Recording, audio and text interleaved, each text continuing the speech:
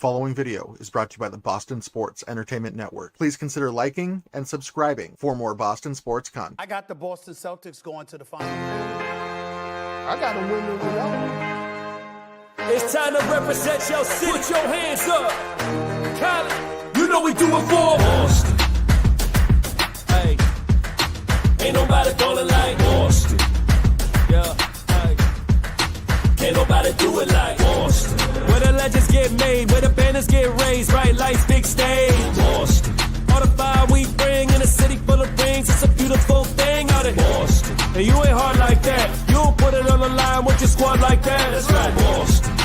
All we do is win like cigars in the gym, and we at it again. I say, Beantown, what's up? What's up? Beantown, what's up? What's up? Beantown, what's up? What's up? Beantown, what's up? What's up? Feel the energy shift. Now we jumping at the gym. Represent, showing out how we ball above the rim. Larry Legend, 86 to the truth in 08. Cement your name with the all-time greats. Still banner 18 in the Raptors. Celtic green, only green that matters. It's about that time.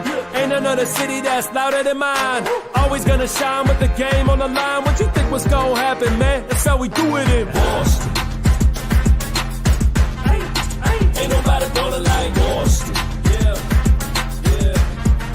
Can't nobody do it like Boston. All right. Welcome into this episode of the Dynasty Proud podcast presented by BSEN. I am Ryan at 19_loading on Twitter. Alex is here at AlexZachary305. And as you can tell, I'm fighting off a little bit of a cold, so that's great. We're coming to you on this Tuesday, January 28th, a little less than 24 hours after the Celtics suffered a loss at the hands of Ime Udoka, Amen Thompson, the Houston Rockets. Alex, how you doing? Be better coming off a win, but other than that, good. Ready to talk some Celtics basketball, some trade deadline. See where things go from here. Yeah, we got a lot to get into. Obviously, last night didn't end ideally. I know we haven't talked since the Mavericks game as well. We can talk about that game if you really want to. I have a lot more to say about the Rockets game, but starting with the Mavs game, I mean, did you see anything specific in that one? And how'd you feel coming off that win? Coming off that one, I had the we're back feeling. It feels like every other game we alternate between it's so over and we're so back. The Mavericks, if we had done the show after the Mavericks game, I'd get on my high horse of like, look, when they're locked in, when they care, when they're playing a team that they care about, that they, they're going to find a way to win, and they're just a better team. And that seemingly has been the case. But this week is kind of like reverted back because the Lakers game seemingly would excuse the Clippers game where, yeah, they won the Clippers game. They didn't look great in doing it, but they won. But they had the Lakers the next night. So had they played well in that game, it would make more sense. Granted, back-to-back fifth game in 7 nights, but they got their ass kicked. Then you look great against Dallas. I mean, in that game, they were spraying threes everywhere. They looked more like themselves, and they just owned Kyrie, and they owned that team. So you felt really good coming off of that game. And then you go into last night, and they came out of the jump. They looked good. And then Dylan Brooks turns into friggin' Steph Curry. And even just listening to Tatum and Brown after the game, they didn't really have an answer for it. They're just like, essentially shit happens. Like if Dylan Brooks is going to hit 10 threes, you just tip your hat. I guess the equivalent of that is like, I'm trying to think who that would be in our team. I mean, Luke Cornett doesn't take threes, but I guess maybe like a Luke Cornett, hit 6 threes last night and that, propels him to a victory. Like Houston or Udoka just be like, look, Luke Cornett hit 6 threes. What are you going to do? Like in some ways it's kind of disheartening because you'd like them to have an answer for it. And if it's clearly some guy's night, maybe defend him a little bit differently. They expected water to find its level with Dylan Brooks, and it just never happened. And you had Amen Thompson doing the same thing to you. So you had the two of them, with basically looking like the Shaq and Kobe gif that you see online. So it was really frustrating with that. And it just feels like every fourth quarter, they just can never get a stop. Like every fourth quarter of games, like they have the 12-point lead, 101-89, 5 minutes left. And then before you know it, they're losing. And then they're trading buckets, but they just can't get any stops. And it's just really frustrating. And you look at the last play, like, what is Luke Cornett doing? It was way too easy for them. It just, I don't know. It's frustrating. Like, I still want to believe, and I still do believe, that once you get to the postseason in a shortened series, as long as we're healthy, we're the better, more talented team. And you have time to actually scheme for people when, we definitely would be locked in. But we're setting bad habits right now. Last year, we didn't skip any steps. We took everything serious. And granted, we hadn't won anything yet of substance, like an actual championship. So maybe that was more required. but it's still frustrating to watch. And with each progressive loss, it gets a little more frustrating. What do you think, Ryan? Yeah, I mean, like you said, fourth quarter has been a problem in a lot of games recently. There's been so much just back and forth. I mean, like you said, just if you want to look at it as simply as going from the Mavericks game to that Rockets game, like they go from great win to tough loss. The Lakers game, like, just felt like they never showed up. So like it's confusing because we don't know what to think at this point. I do think at a certain point, I think maybe we're spoiled by how dominant they were last year. I think maybe we didn't appreciate how dominant they were last year because, they're 32-15. Like they have twice as many wins, more than twice as many wins as they have losses. Like they're a good team. There's no debating that. But there are plenty of things that are more concerning than there were last year. So there's lots to pick at. Whereas last year, they lost 4 games at home. There wasn't a whole lot to even think about until April. So, I think maybe we're finding out what it's like to go through a regular NBA season all over again instead of just watching them win and win and win and win over and over again. And so, sorry, my voice is bad. If I start coughing, I'll try and mute myself and just tell you to talk. But I think you can attest to this. I've been probably more down than up on the Celtics for the better part of 2 months or so now, and I may not always express it as clearly as I should. But there are clearly problems, like more so than last year, like I just said. But coming off the Rockets game, I feel like the biggest thing for me is I want to talk more than anything else about the reaction by certain members of the Celtics fan base, which No names, just no names at all. No names at all. I'm not going to throw anybody under the bus. And listen, it's good for business for all of us if there's back and forth and engagement and all that stuff. That's great. I it's all friendly, and I don't harbor any resentment toward anybody. But some people are bringing us back to what I would say is just the absolute stone age of Celtics fandom by saying that Jaylen Brown should be traded. Like, the response that I have to that is this. If you're a serious person, you would never trade Jaylen Brown. Brad Stevens would never do it. Joe Mazzulla would never do it. Jason Tatum would never do it. No one in that building is considering it. No one in that organization is considering it. So number one, like it or not, Jaylen Brown's going to be on this basketball team. And the other thing is the exaggeration of just how poorly Jaylen has played recently. It's getting out of control because people are going as far as to say that he is like a net negative player for this team, and he's basically not even an all-star caliber player. And I just have to repeat this. Like, that is an unserious take. It's just not true. And we can talk all we want about, whether it's right to have Jaylen take as many shots as he has been and, all that stuff. And people will yell about efficiency and net rating and all this crap. And like, listen, stats tell us a lot of things, good and bad. But Jaylen is, at the end of the day, a plus 5.6 per game on the season. That's top 30 in the league. He's a top 30 scorer in the league. He's not having his best year. No, that's obvious. But to revert to this whole thing about trading him is just completely asinine to me. And that's over. It's been over for a long time. And when Jaylen inevitably has a 40-point night or leads the Celtics to a victory all by himself, like, I just don't want to hear from people who have been saying trade him or worse. You know what I mean? People are saying these ridiculous things about, like, I don't even want to get into it. But, I think I'm going to come off as the biggest fanboy in the world right here. But Jaylen said it best himself. Like, if you're on that side, stay on that side. That's how I feel. Yeah, and then when Jaylen does have that 40-point game, then the comments are all back to carrying Tatum, Tatum's number 2 option, things like that, because that's all people can do with the two of them. Clearly, it didn't work. They became NBA champions, but this year feels a lot like 2 years ago. Like, a lot like 2 years ago. I actually have another reference point I'm going to get to, but, like, last year, like I said, they didn't skip any steps. It just seems like, yeah, I mean, obviously they didn't go 82-0. They had their nights where they just didn't have it, but 2 years ago, there was a lot of games where they would just blow fourth quarter games where they just couldn't get stops at the end where, yeah, they're going to be good enough to be a top 2 to 3 seed.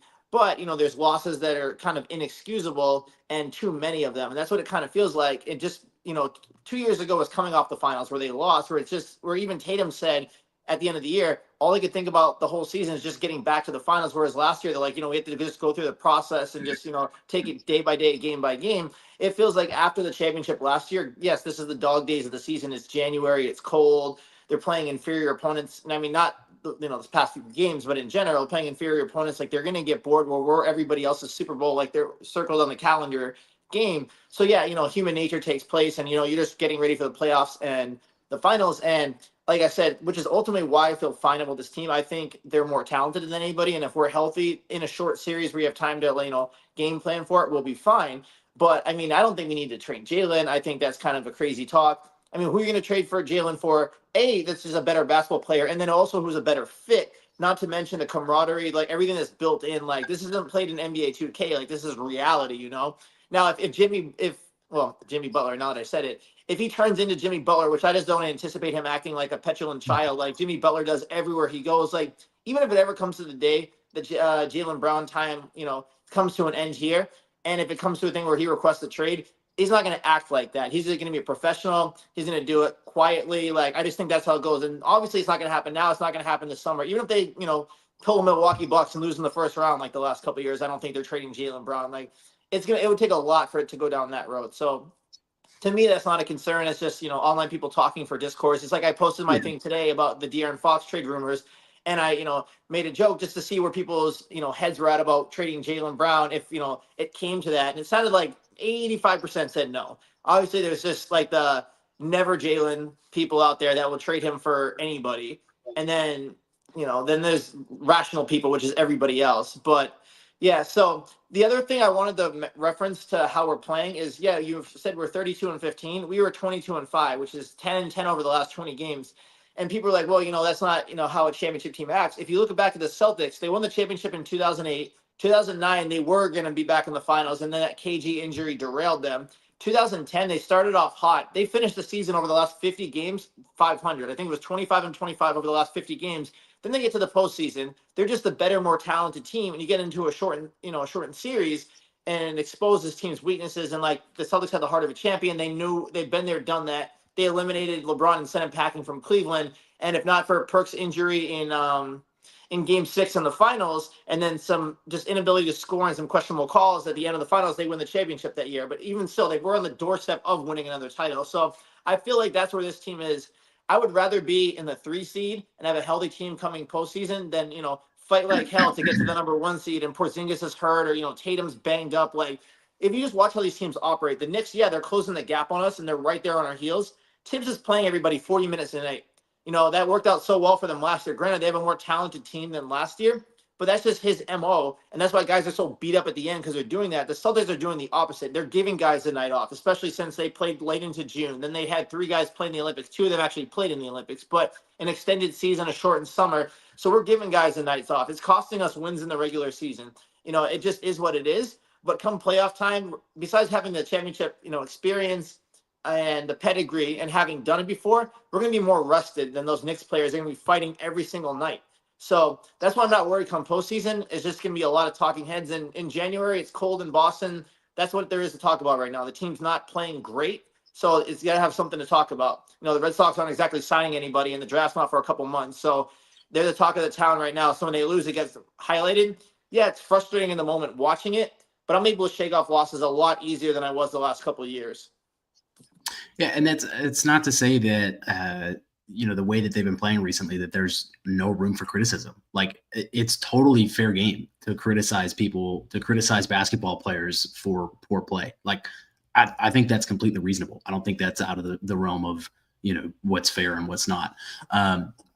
Actually, and you mentioned some of the stuff about coming off a championship and what's normal in terms of the year after a championship. I wasn't even actually planning on bringing this up, but I had some time this past weekend, and I went through every single championship team in the history of the NBA and how they then performed the season after that.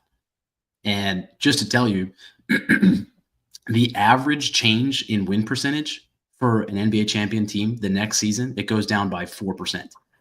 62% of teams that just won a championship have a worse record the next year. So almost 2/3 of those teams. And of those teams that do get worse, their average change in win percentage is almost 10%.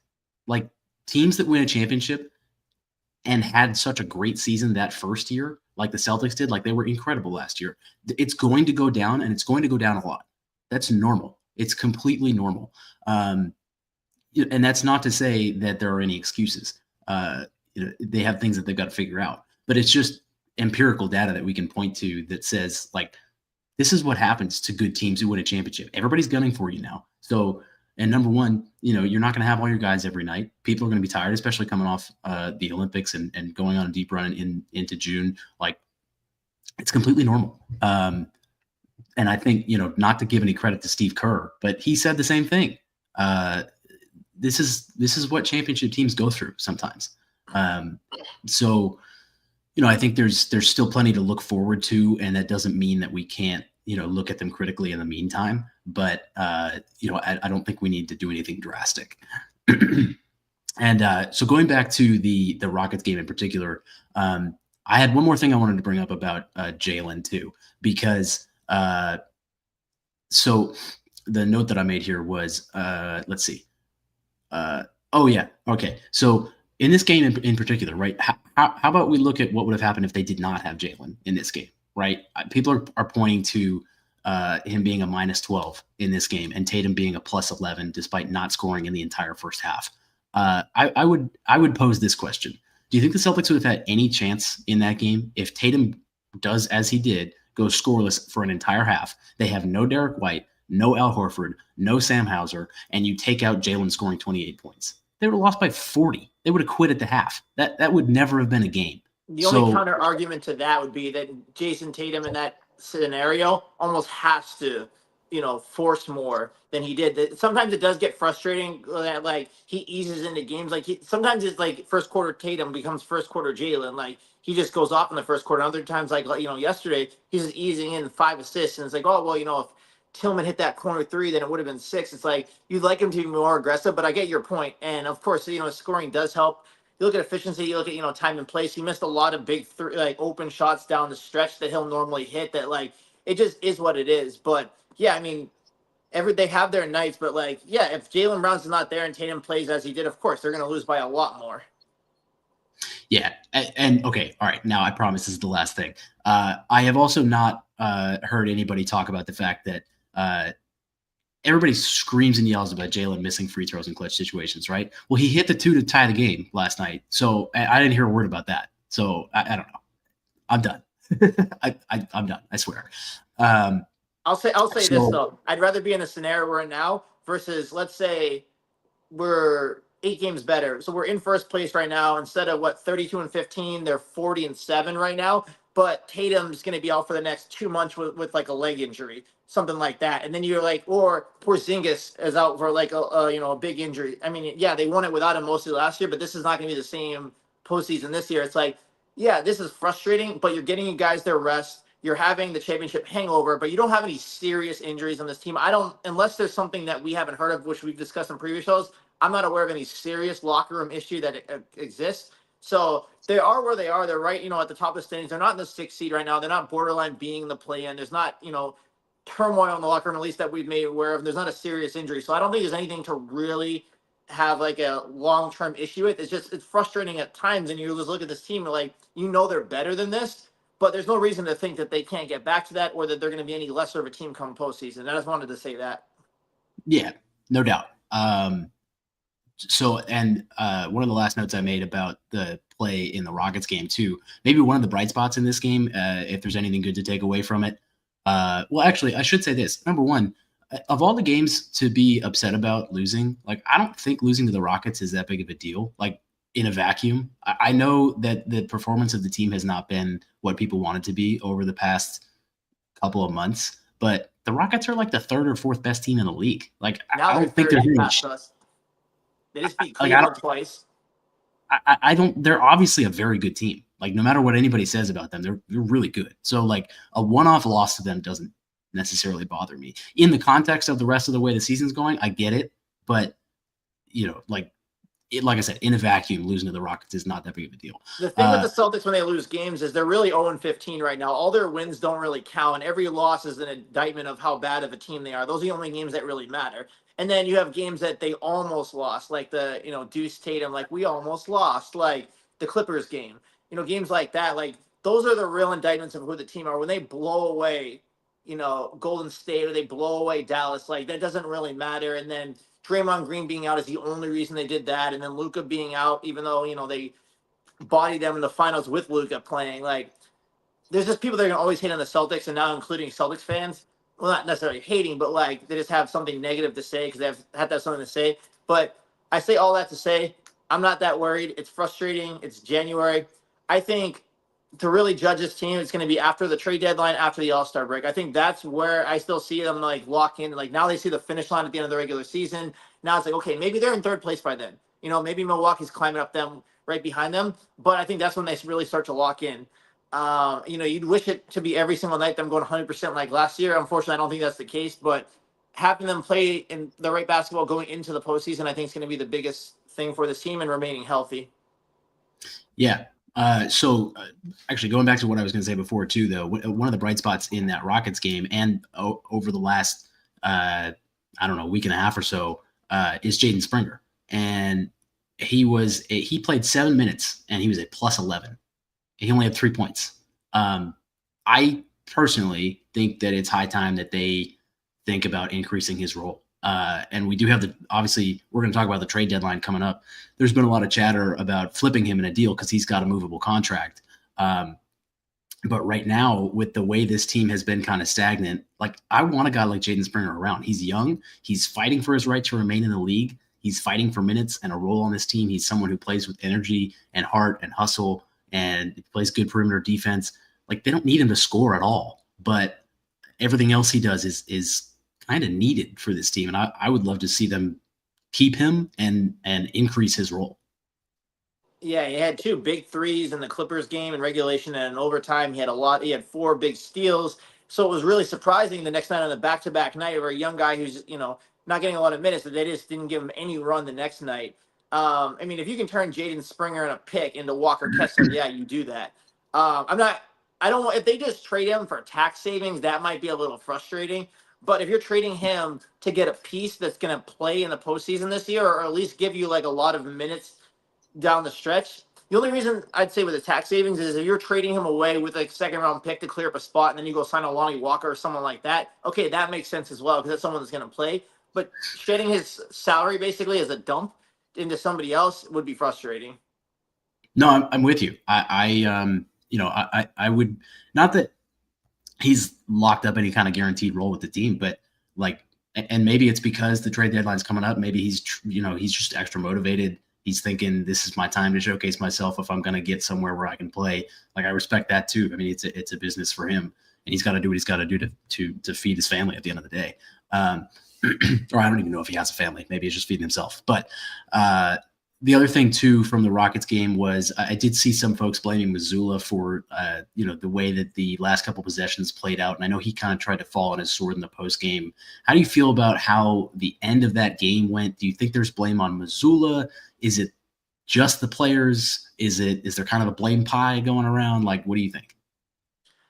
I think it's a little bit of everybody. At the end of the day, it's up to the players to execute because we don't really know what's going on in the huddle, what he's drawing up. I mean, when you're watching on the floor, it just looks like broken execution. Like the first one that just led to a layup right away. And then, Tatum came back down and scored. But then instead of 10 seconds left, them having the ball in a tie game with us still having a timeout, it's 5 seconds left, them having the ball in a time game with no timeout. So when Amir Thompson hits that shot, maybe it happens sooner, but still with 0.7 of a second left, we still have that timeout left. We can advance the ball. It's enough time for a catch and shoot to tie or win the game at the end, in the other end of the court. Instead, it's just a heave. And that's the game. So it's a little bit of blame on everybody, but I'm not like throwing Mazzulla on the sword. I understand why he would do that as the coach and the leader of the team, but I don't specifically think it's Mazzulla. And of course, some people are, like, oh, imagine we still had Ime. Meanwhile, Ime caused his own problems for himself. He cost himself probably a ring with this group. I think Mazzulla is the right coach for this team. I think Ime was the right coach that year for that team, but I'm glad we have Joe, and I wouldn't swap him out right now, and I think we're fine. So it's I'm glad you brought up the Ime thing, because I kind of feel like at the end of the day, it would be a wash if you swapped either one of them in or out. I think they might win different ways, but I think that they would have exactly one ring with either guy. I don't think it would necessarily change anything. Like I said, it might change the players on the team. They might have had different discussions with Brad as far as Marcus Smart and things like that. Like, would they have kept Marcus around? I don't know. But I like Joe. I don't want to come off as saying that I don't. I think they're both really good coaches, and I wouldn't mind having either one of them. I think it's one of those things where they could have gotten by easily with either one of those guys because they have the talent to do it. So all right. So I think moving on. I know we wanted to talk about. I think coaching in the NBA is slightly overrated. These are adults. They're grown men. It's up to them to execute. Yeah, really poor coaching can be detrimental, but I think coaching matters more for really young players. Going back to the ones that are just transitioning from college or something like that. But I think at the end of the day, unless you have an all-time great or a really shitty coach, everyone else is kind of in between. It's up to the players to execute. Yeah, Brad Stevens drawing up all-time ATOs. Yeah, a coach in the NBA can lose you a game, but it's very rare that they win you a game. I don't think that they. Brad Stevens ATOs at the end of games, though. Back in Tatum's rookie year, those were elite.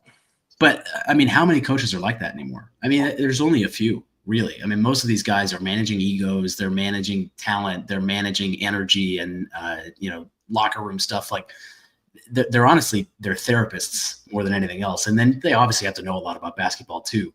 But I think Phil Jackson talked about that a lot. Like, you're managing personalities more than anything else at the NBA level. Like, college is a different thing, but the NBA is so much about, and we've talked about it before, the NBA is just one big soap opera. That's kind of why we love it.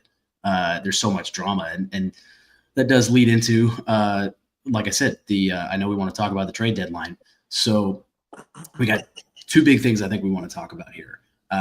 Number one, and I feel like we talk about Jimmy Butler every week on this podcast, and I think it may have something to do with the fact that you are a former Miami resident. So just to get into the Butler thing, he's now suspended indefinitely by the Heat while they work on trying to find a trade for him. It's his third suspension of the year.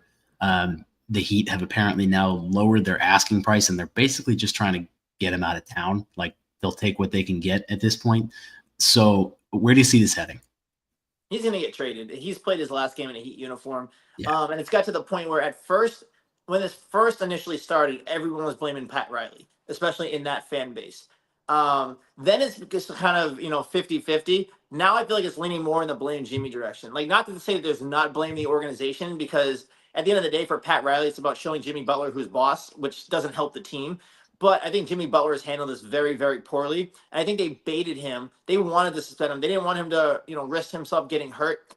Not to mention, his lackadaisical, nonchalant, don't care on the court product that he has currently. And they knew if they put him to the bench, his ego was not going to allow that. So they got to suspend him. He's going to get traded. It's a matter of when and where. They don't owe it to him to trade him to Phoenix. That doesn't need to happen, especially if no one's going to take Beal's contract. Like, I don't think he ends up there. Golden State started reappearing today. That's an interesting one. I think you put him with Steph Curry, that team could be better. Ultimately, I still think Memphis would be a great option for him. For whatever reason, that's the one place he doesn't want to go. I don't know if he's got enemies down there. He's got a baby mama hiding down there. I don't know if he's afraid of John Morant. Like, whatever it is, Memphis would be a great option for him. I would hate that because I think it makes Memphis really good, and it probably sends Marcus Smart to Miami, which would be, I imagine how Bucks fans rooting for Drew Holiday here. Yeah. I think he's going to get dealt. It's a matter, it may come down to the 23rd hour. It's like, okay, who has the best offer on the final day? Like, he's gone. It's just, the final bidder at the end.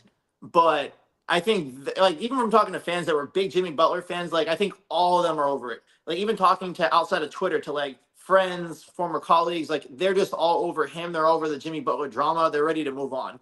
Then to transition into De'Aaron Fox, they all had about a good 15-minute window when, it says that De'Aaron Fox want to get traded, where they're just like, oh, well, he must mean Miami. Miami must be where he wants to go because they're the kings of interest, a la the Red Sox in baseball. It must be Miami, but we're not trading Bam. We're not trading Ware. We're not trading Hero. I'm like, well, if he says Miami, they have to trade him there. I'm like, did we not just live through the Damian Lillard situation a year ago. Like, we just did this. And he doesn't have a no trade clause. And he's not a free agent this summer. He's not till next summer. Like, what is he gonna not go somewhere? Like, he's not gonna ruin his reputation. Like, he's not Jimmy Butler. So where he's gonna get traded, he's gonna go where he's gonna go. They may try to work with him on a situation that works for both teams, but they're not gonna take significantly less from somebody just because he wants to go there with no trade clause. Yeah, I get it. Rich Paul is his agent, and Clutch Sports tends to get people where they want to go.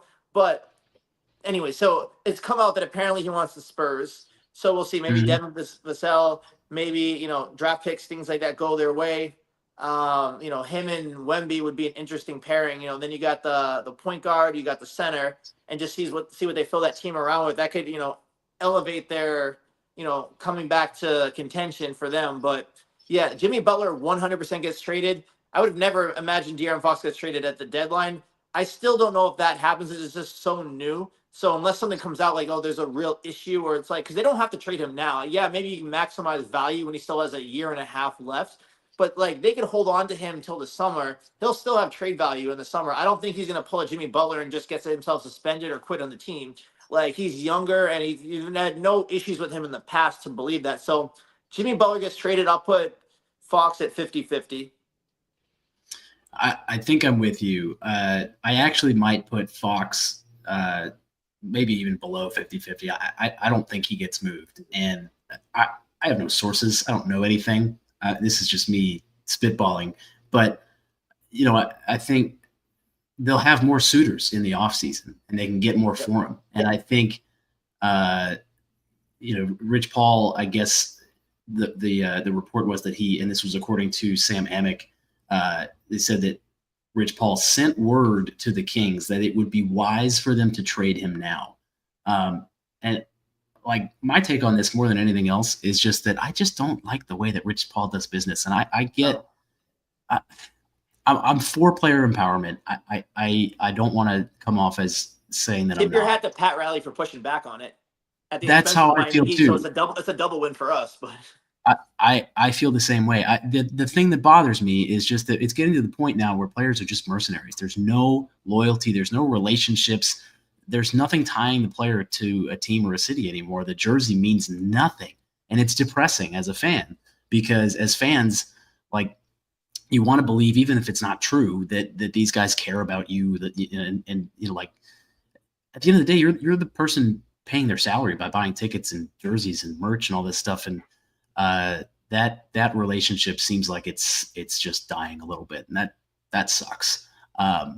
Getting back to the Butler thing and Pat Riley, I 100% agree with you. It's funny how it transitioned from people being like, I can't believe Pat Riley's going to let Jimmy Butler, walk away. How could they let him do this? And Jimmy's, we're going to retire his jersey and have a statue out front for all those 0 championships that he won for the Miami Heat. And now they're like, I think they're coming to their senses, Heat fans are, and they're like, wait a minute, this is ridiculous. Like, why does this guy want out? And why is it any team except for Memphis for some reason? And getting back to the Memphis thing, you're absolutely right. That makes no sense to me, because it's the best fit for him. They need him.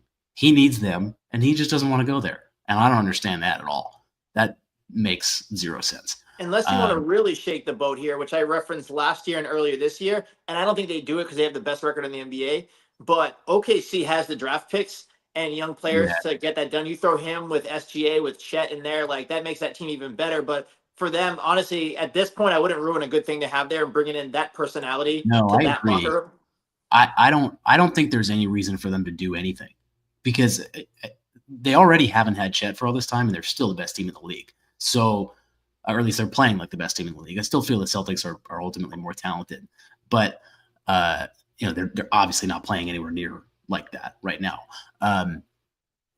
But to shake it up so much that, you ship a couple guys out that maybe are good locker room guys within OKC, and then bring in Butler, who's just volatile. Like, they may like him, they may not. I don't know, but I don't think there's any reason for them to do that right now, because they're sitting pretty in the 1 seed in the West, and I wouldn't make any moves if I were them.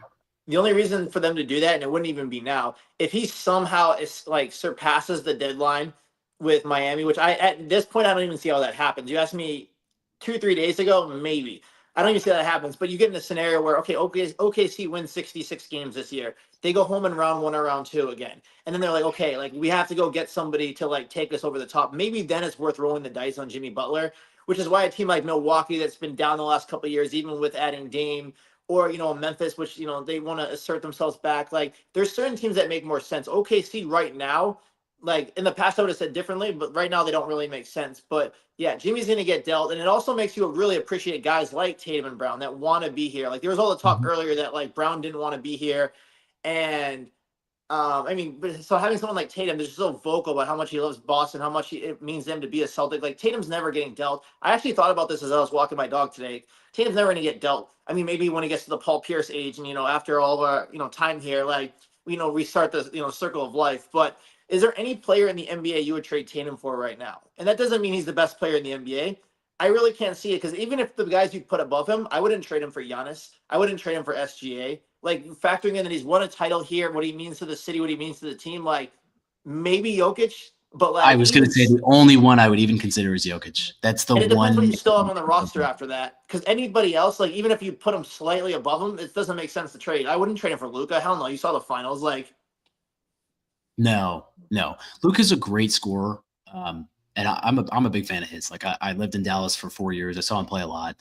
I like him, but he's not the all around player that Tatum is. He doesn't do. And you're sick of Tatum complaining. Wait till you see Luka. I mean, there's a lot of guys that complain now. Like Giannis used to be the humble guy that never complained about anything, and now he's just as bad as everybody else. It's a cultural thing within the league. So I guess I don't. That doesn't bother me as much, just because, especially because as Celtics fans, we really don't have a leg to stand on. Because I mean, I love Tatum, but he complains a lot. Yeah, so but his tees are for doing that. Versus you look at other guys that get to scream in their officials' faces and nothing happens. Yeah, sorry, I'm hacking up along over here. Anyway, so I feel like we've hit on pretty much everything we wanted to touch on except for the upcoming games. And we don't have to talk a ton about that because tomorrow night they've got the Bulls, they've got the Pelicans on Friday.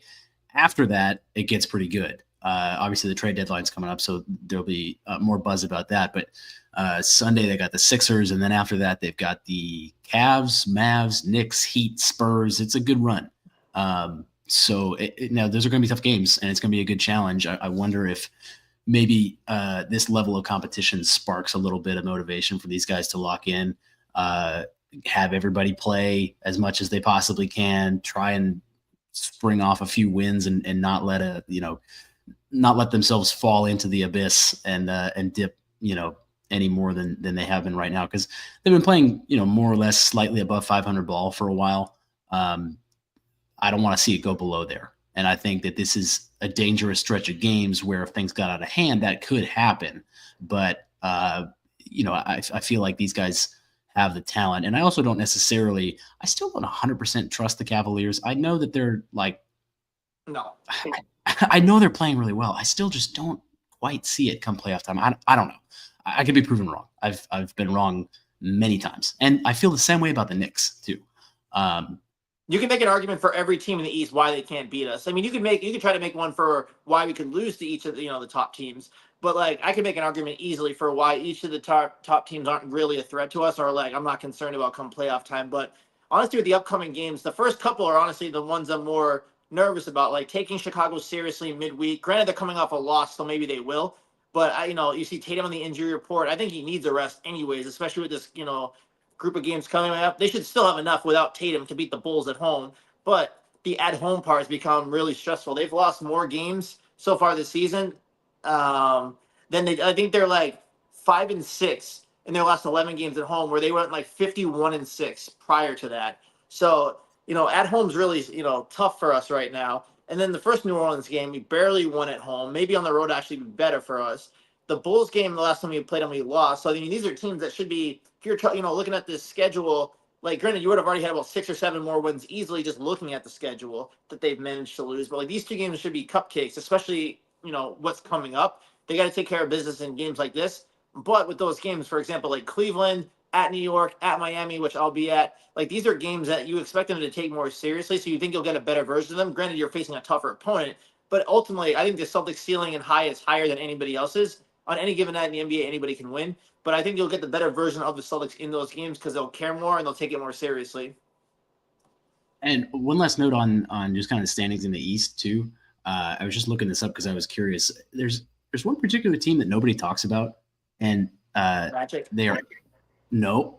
Pacers. The Pacers are 8-2 in their last 10 games, and I didn't even look at who they played, but they're 5th in the East. They are one of those teams that has sort of flipped around. At the beginning of the year, they had like a negative point differential, but they were still playing above 500 ball. That has changed. So that they now have a positive point differential too. So they are still pretty good. And you know, I don't think they're a threat, but it is interesting that you never hear anything about them. No, they've flown under the radar, especially since they started slow. You figure coming off the conference finals, the fact that they would have had to carry that momentum from the beginning of the season, and they started slow. People are kind of like, okay, that was a fluke, kind of like that they got there. They had gave us the toughest series in the postseason, even though they're the only team that didn't win a game against us. Every game, with the exception of like game 2, every game was really close, came down to the end. Those are things where ball bounces a different way. Things can go very differently in that series. So I mean, that's not a team to not take seriously, but ultimately they don't defend at the level where they can beat the Celtics in a series. Maybe win a game or two, maybe this time around if it gets to that point. Maybe they just decide to go all in and get a Jimmy Butler, and go from living in Miami to Indiana. But I'm sure he'd love that. Yeah, he'll have a better chance to win if he took. I mean, he did say anywhere but Miami. Then it was anywhere but Miami and Memphis. So that list could shrink. I hope Pat Riley sends him to Canada. But yeah, I mean, it's the Pacers. Like they're kind of flying under the radar right now. It'd be really interesting to see where teams stand after the All-Star break and after the trade deadline. So we'll see who, if anybody, makes moves. We'll touch on that a little bit more next week. We may or may not have you on. We may have Ollie to fill in, but. I can confirm I'm not going to be here next week because I'm going to be out of town. I'm going to be on vacation, which has been pre-planned for a while now, which, probably bad timing by me doing that around the trade deadline, but it is what it is. We obviously covered a lot of stuff. And like you said, the deadline's coming up, and I know we'll have plenty to talk about once that comes and goes. But unless there's anything else, I think we can probably get out of here. Yeah. All right, cool. Yeah, like I said, we'll catch you next time. We thank y'all for tuning in. Ends tonight here. It's over. Time to say it again, Boston. Anything's possible. Banner number 18 has been secured. The Celtics are NBA champions.